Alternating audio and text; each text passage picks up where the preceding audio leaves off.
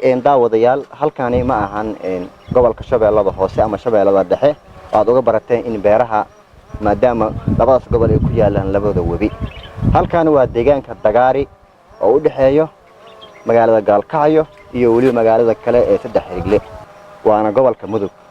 wax beerashadu waa wax ugu muhiimsan ee ganacsi laga sameyn karo beeraha waxay ka qayb qaataan horumarka dalka waxay sidoo kale ka qayb qaataan bilicda deegaanka gobolka Mudug waxa uu ka mid yahay gobolada ku caan baxay xoolo dhaqashada balse marka loo yimaado beerista dalagga qudaarta ayaa sanadihii ugu dambeeyay waxay dadka deegaanka ee ku baraarugeen waxtarka ay leedahay qudaarta noocyadeeda kala duwan deegaanka Dagaari oo ah deegaanka ugu wacan beerashada ayaa hadda waxa ka jira beero laga hirgeliyay deegaanka oo daboolay baahida hore loo qabay ee dhanka qudaarta ah aadan cali waxa uu ka mid yahay dadka aqoonta u leh beerashada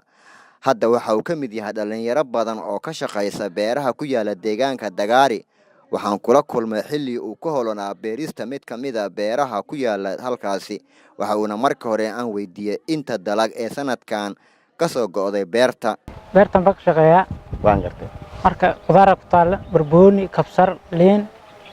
moos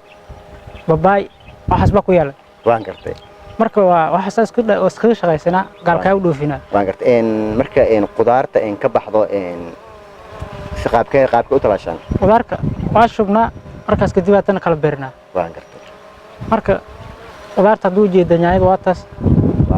barbooni kabsarta basbaaska waxaas dhan ku yaal waan gartay marka sidii hore waa laga maarmay beledweyne emailhaas waan gartay muddo beeraha ka soo batay insha Allah safiyan qudaarta laga beero halkan waxaa loo iibgeeyaa magaalada Gaalkacyo iyo magaalooyinka kale sida Bandiradle iyo Saddex Xigle iyadoona laga maarmay qudaartii hore uga imaan jirtay gobolada fogfog ee Hiiraan iyo waliba labada Shabeelle balse hadda ayaad moodaa in ganacsatada deegaanka ay fahmeen in gobolka Mudug laga beeran karo dalagyada noocyadiisa kala duwan suuqa waa dhowr jeer Bandiradle oo dhiibna Gaalkacyo oo dhiibna hada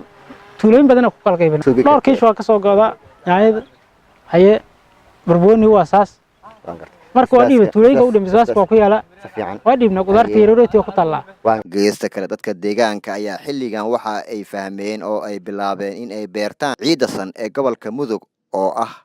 mid ku wanaagsan wax beerashada oo hadda u muuqata mid laga beeri karo dalagyada qudaarta noocyadeeda kala duwan waana horumarka ay xilligan ay ku tallaabsadeen bulshada ku dhaqan deegaanada Galmudug